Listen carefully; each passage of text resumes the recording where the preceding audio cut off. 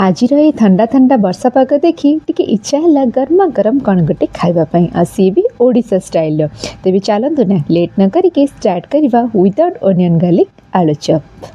तो ये मुझे बेसन नहीं जाइए पाखापाखि 1.5 कप से लुण हलदी काश्मीर लंका गुंड और सोडा और पानी देकी भल से गोलेदेवे जमती कि भितर किसी लम्स रही। तो एपटे मोर आलू भी सीझी जाता भलसे मैश करदेली।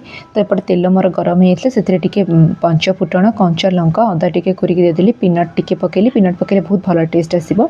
जो आलूटा आम सीझे मैश करते से पकेवा से लुण हल्दी आउ टिके लंका गुंड उपर टिके गरम मसाला आ धनिया पत्र देकी भलसे गोलेदेवे। ठंडा हो सारा पर छोट छोट गुड़ा करके एमती बेसन रे तेल गरम हो सारा छाणिबे। यहाँ बहुत ही क्रिस्पी लगे टेस्टी लगे। जो मैंने बाहर रोचन से जानते ओडिशा स्टाइल आलू चॉप खायापे बहुत ही बढ़िया लगे सी भी विदाउट ओनियन गार्लिक। तो आपड़ यहाँ घरे निश्चय बनातु केमती लगे मत कमेंट सेक्शन में निश्चय जनइबे। आदि मोर वीडियोटी भल लगी लाइक करने को जमार भी भूलें। रही नमस्कार जय जगन्नाथ पुणी देखा नेक्स्ट वीडियो।